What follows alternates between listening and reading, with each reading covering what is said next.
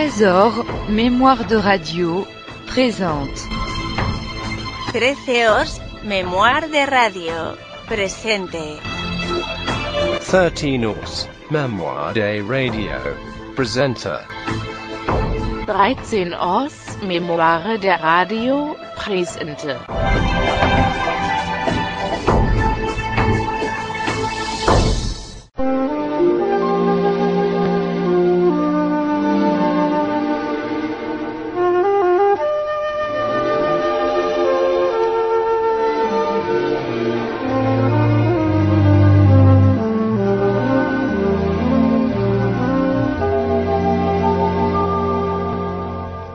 Quand tu dors près de moi, tu murmures parfois le nom mal oublié de cet homme que tu aimais.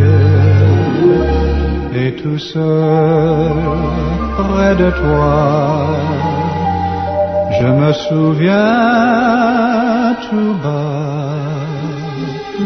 de ces choses que je crois, mais que toi, ma chérie, tu ne crois pas. Les gestes étourdissants, étourdis de la nuit, les mots émerveillés, merveilleux de notre amour.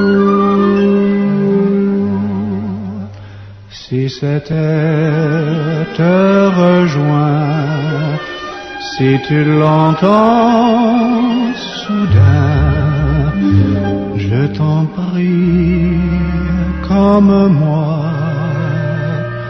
ne dis rien, mais rappelle-toi, chérie.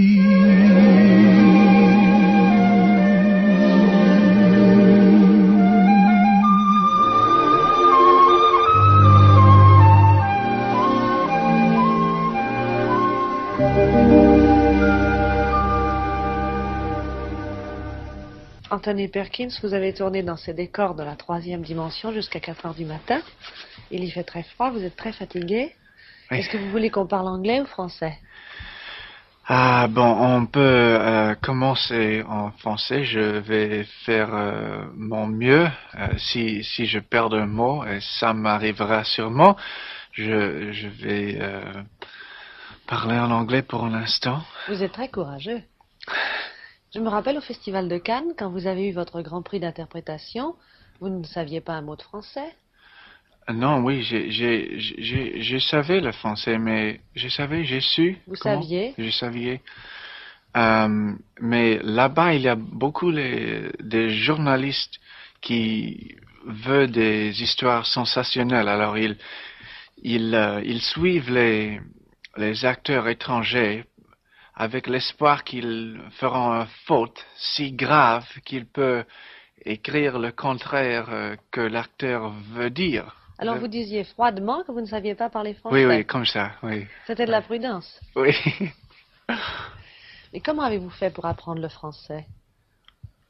I'm into the same thing. When I found out, quand j'ai découvert, bon, que je viendrais à Paris pour tourner Aimez-vous Brahms, j'ai passé 2 semaines à Berlitz, à New York. Ça m'aidait un petit peu, mais quand je suis venu ici, j'ai compris que 2 semaines n'est pas assez. Alors, j'étais tout de suite mélangé dans un travail totalement français, avec une équipe uniquement française. Comme ça, alors j'ai appris parole par parole, comme ça. Mais ce n'est pas si naturel que vous avez l'air de le dire, parce que moi je connais des Américains qui arrivent à Paris, qui vivent à l'hôtel avec du personnel américain, qui ne sortent qu'avec des Américains, qui au bout de 5 ans en France ne parlent pas un mot de français. Oui, moi aussi. Mais quand je suis arrivé, la production de Aimez-vous Brahms m'avait mis oui. dans un hôtel très bien, très chaud, très Bien gardé. Comment? Bien gardé. Bien gardé, très sain, très stérilisé, on peut dire un peu côté hôpital. Très bien, très bien. Mais à la fin d'une semaine, je me suis donné l'impression que je ne suis pas vraiment en France, qu'il manque quelque chose de vrai comme ça. Alors j'ai cherché un appartement et heureusement je suis arrivé tout de suite en acheter, non. louer, To find. découvrir, trouver, D'en à découvrir. en Hein? découvrir Bon. un. Alors, à ce moment, j'en ai eu marre avec ce hôtel. Alors, j'ai fait mes valises et tout ça, et j'étais dans l'appartement sans penser que ça peut être difficile et tout ça. Mais c'est difficile d'avoir une concierge française. Oui, une parce bonne que française. là-bas, dans cet appartement, dans tout la meuble, il n'y avait personne qui parle un mot d'anglais. Tout ça ne nous éclaire pas tellement sur votre vie privée. D'ailleurs, voyez-vous, Anthony Perkins, je trouve que vous êtes le comédien que j'ai rencontré qui a la vie privée la plus privée. Généralement, les gens disent je ne veux rien dire à la presse, j'ai une vie privée, puis ils se marient, ils se fiancent, ils divorcent, tout ça devant tout le monde. Et vous, au fond, on ne sait jamais rien de vous. Alors, il y a un secret pour garder une vie privée, et c'est de ne jamais répondre que « Ah non, ça c'est ma vie privée, je ne veux pas de ça ». Il faut toujours essayer de répondre une dixième, une huitième de la réponse, ou évader un tout petit peu de l'idée de la question, mais jamais faire croire aux gens que vous avez quelque chose à cacher. Ah bon. Alors, dites-moi un huitième de la réponse. Mais qu'est-ce que c'est la question? La question, alors, comment vivez-vous quand vous ne tournez pas? Et aussi, on peut prendre de refuge dans l'idée que c'était une question trop générale. Moi, je ne réussis jamais avec les questions qui ne sont pas très explicites, très exactement. Ah bon, alors vous voulez qu'on arrive à un point plus particulier. Alors, quel âge avez-vous? 29. 29 ans. Oui, ça c'est ça. Vous n'avez jamais été marié? Non, pas encore. Et vous n'êtes pas fiancé? Non. Non. C'est un huitième de la question. C'est un huitième, oui, même une septième peut-être. Et vous avez des parents? J'ai ma mère, pas mon père. Et qu'est-ce qu'elle fait, votre mère? Oh, elle vit à New York, très calmement. Elle ne fait pas la mère très possessive. Très possessive, ni la mère qui dit mon fils il fait ça. Elle était mariée avec un acteur aussi, c'est mon père. Alors elle sait ce que c'est qu'un acteur. C'est ça, merci. Comment se fait-il que vous soyez resté si longtemps en Europe? Vous avez tourné coup sur coup Aimez-vous Brahms, Phèdre, maintenant La Troisième Dimension. C'est rare pour un acteur de Hollywood. Le secret est de ça, ou l'explication. C'est si on fait un film sur place, ça veut dire les producteurs de ce pays où vous êtes, ça c'est la mauvaise française. Si, du pays où vous êtes. Ah oui, c'est vrai. Ils ont le courage de proposer les scénarios à vous, puisque vous êtes déjà là. On peut téléphoner, on dit vous aimez le scénario ou vous n'aimez pas. On peut proposer un déjeuner ou un cocktail ou petites choses, mais on ne peut pas faire envoyer les scénarios à Hollywood à travers l'Atlantique. Oui, on a l'impression que les scénarios n'arriveront pas là-bas. Quelque chose va arriver, le courrier. Il n'arrivera pas à Hollywood. Il s'arrête à Chicago. Qu'il fera fondre en route. Oui. Ça va fondre, comment? Qu'il fera disparaître. Exactement ça. On a l'idée. Et c'est bien parce que moi, quand j'étais à Hollywood il y a 4 ans, j'ai reçu les lettres d'Allemagne ou de la France avec les sujets proposés comme ça. Et on n'a pas on ne croit pas même. Même à Hollywood, que les gens existent. Ça, c'est si loin et on n'a pas l'impression que ça sera sérieux ou vrai. Alors, c'est seulement quand on est sur place, comme moi j'étais à Paris, même pour les films américains qui se tournent ici, disons Phèdre, c'est un film américain, totalement américain. Mais j'ai fait la connaissance de Jules Dassin et Mylène Mercury ici, et on a eu la chance de se... Parler, se rencontrer. Oui, exactement. Alors, c'est toujours meilleur de faire ça entre les agents et les impresarios et tout ça. Ça, c'est et puis, au fond, on ne fait pas des films avec des manuscrits, on fait des films avec des personnes. C'est ça.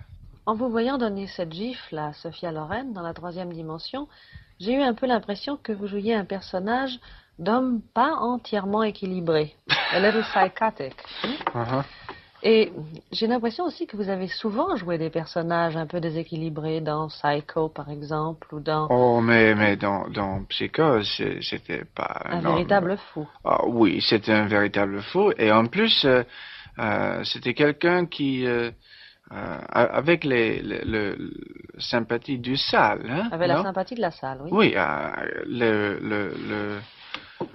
les gens dans le théâtre a voulu que ce genre... Il continue à tuer beaucoup de dames sans être attrapé. Non, pas exactement ça, mais qu'il peut vivre toute seule avec la mère comme ça, tranquillement, sans être pris par la police et tout ça. La fin, c'était très triste pour... Oui.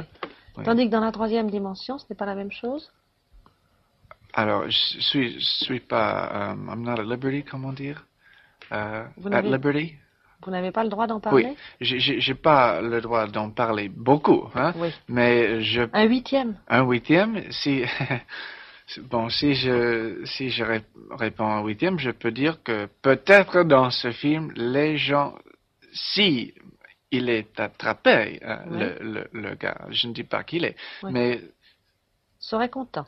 Oui, quelque chose de pas exactement bien peut passer, peut-être can happen.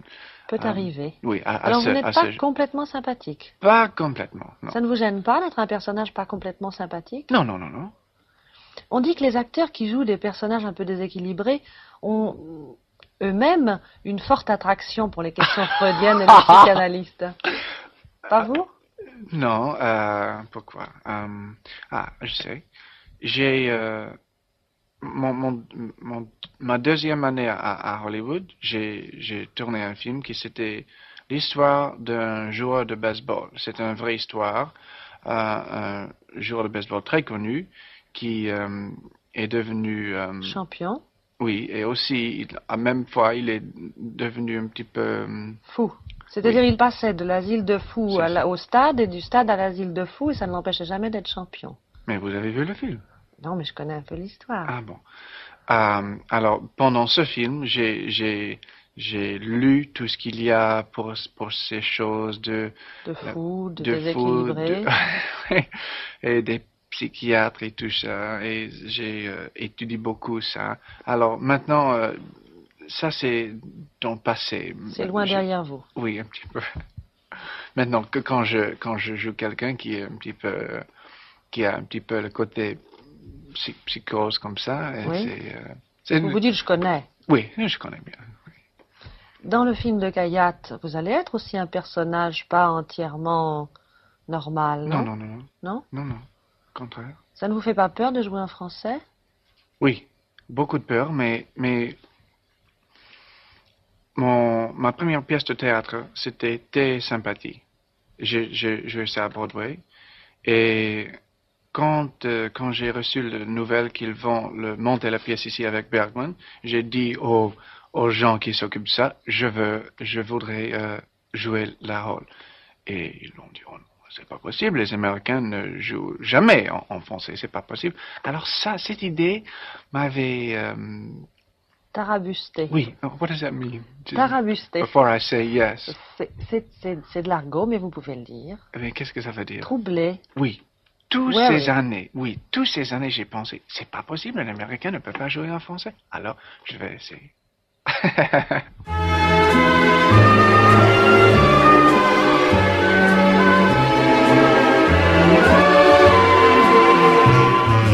Maintenant que tu vis à l'autre bout de Paris, Quand tu veux changer d'âge, tu t'offres en long voyage. Tu viens me dire bonjour au coin de la rue du Four. Tu viens me visiter à Saint-Germain-des-Prés. Il n'y a plus d'après à Saint-Germain-des-Prés. Plus d'après-demain, plus d'après-midi. Il n'y a qu'aujourd'hui quand je te reverrai à Saint-Germain-des-Prés.